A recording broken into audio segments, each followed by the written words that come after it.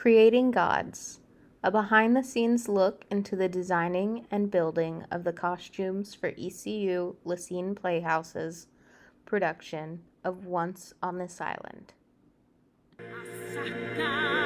Grow me a garden. Don't flood my garden. Ezuli, who will my love be? Apage, don't come around me. Asaka, mother of the earth. Asaka, Mother of the Earth, finds her roots with the Loa of the harvest in Haitian voodoo. Most often, she is associated with a red handkerchief and depicted as a farmer. She is a protector of peasants and a defender of the poor. Delta designed her in a denim circle skirt made by alumni Maddie Lind. The skirt has hand-painted scenes from daily peasant life that show the circle of life associated with Mother Asaka. A matching flowy crop top features the signature red handkerchief fabric in ruffles on the sleeves and around her décolletage. This is made by our very own Linnea, also known for their acting role as Papa Gay in our production of Once on This Island.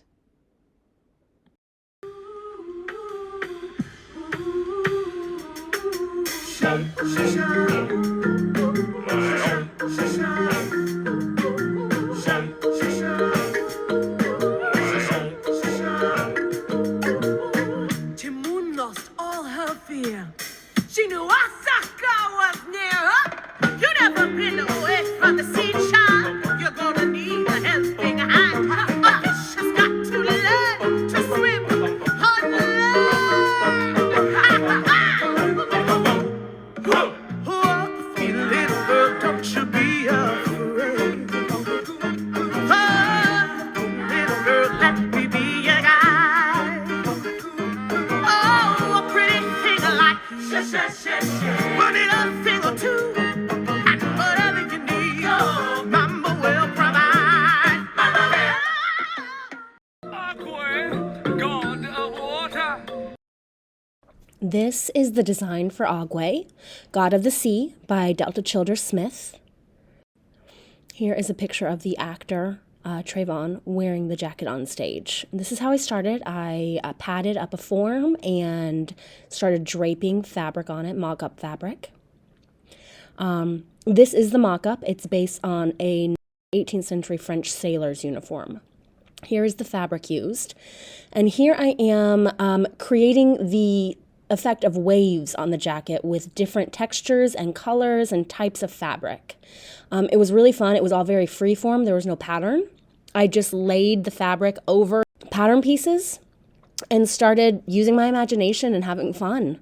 I okayed it all with the designer, with Delta.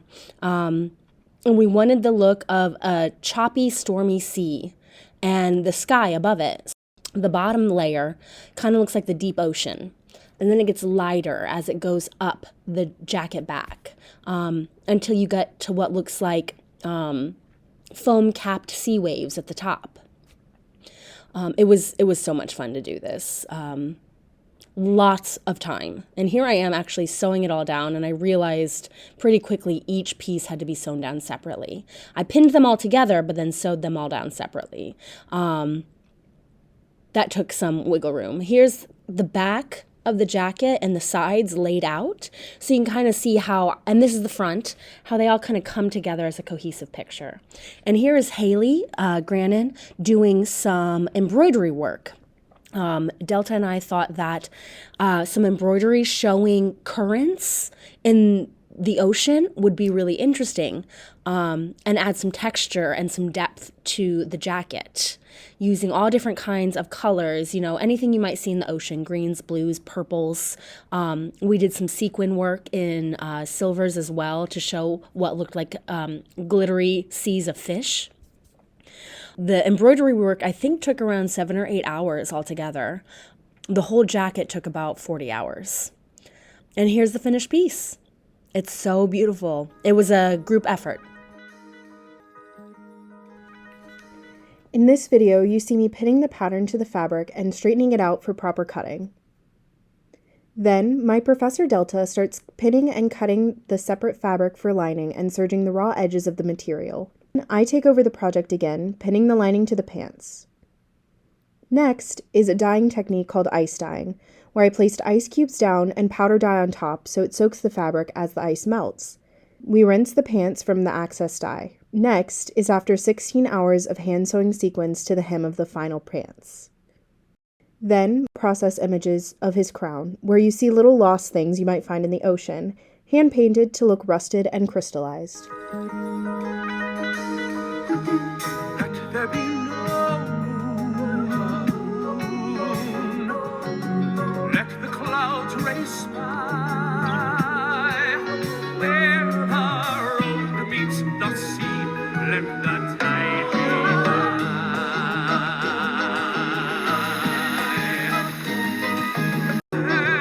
And let there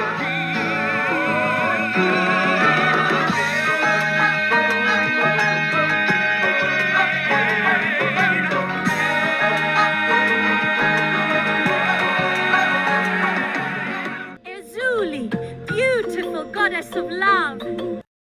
This dress was designed by Delta Childers Smith. This was my first ever dress build. I draped this on a dress form and took the pieces I draped, turning them into a mock-up for a fitting. After the fitting, I connected the pattern pieces and started cutting out the dress with the actual fabric. I learned how to do zippers, French seams, and learned how to hand gather fabric. Just like Agwe, there was teamwork with Erzuli's dress, people working on the skirt with James in tandem, and a heart motif that was embroidered on the front of the dress that actually has the names of loved ones for each person who worked on this show and the director herself. You are part of the human heart. You are part. Love has many powers. If the love is true, it can cross the earth and withstand the storm. It can conquer even you. Hey, Papa Gay, sly demon of day. Papa Gay, otherwise referred to as the Sly Demon of Death, is part of the Gede family of Haitian voodoo spirits, also known as Loa. They represent the powers of death and fertility. Roots of this character draw back to Papa Gede, represented by the corpse of the first man who ever died, and is considered the good counterpart of Baron Samedi in Haitian and Louisiana voodoo.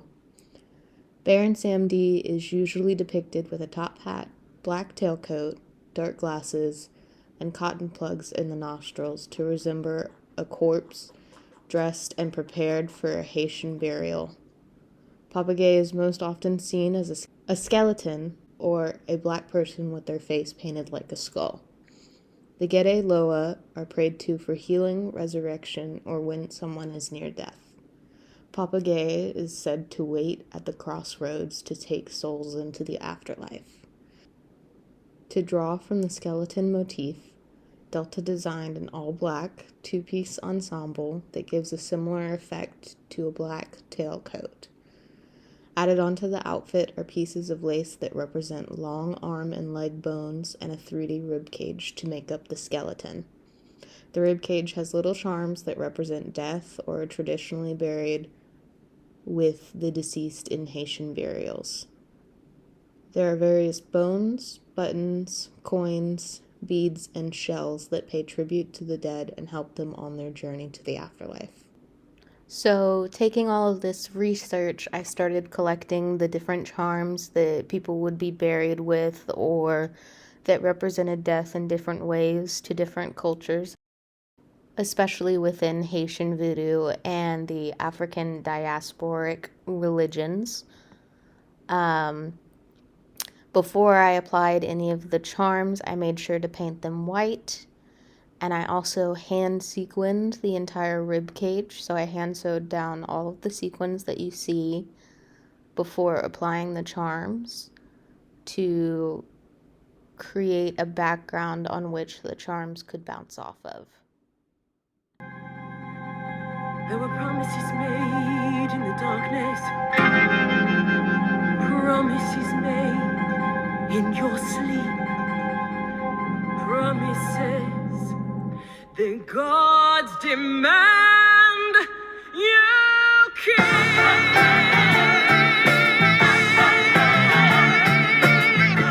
You gave him love, love he would soon betray. You gave him life, I am the price you pay. Sure as the grave, you must accept what is. Now your life is forever. Eternally at the mercy of the wind and the sea, who pray constantly to the gods. Asaka, grow me a garden. Don't flood my garden. Ezuli, who will my love be? Apage, don't come around me. Such powerful, such temperamental gods rule our island. Asaka, mother of the earth. Aqua, god of water. Ezuli, beautiful goddess of love. Hey, Papake,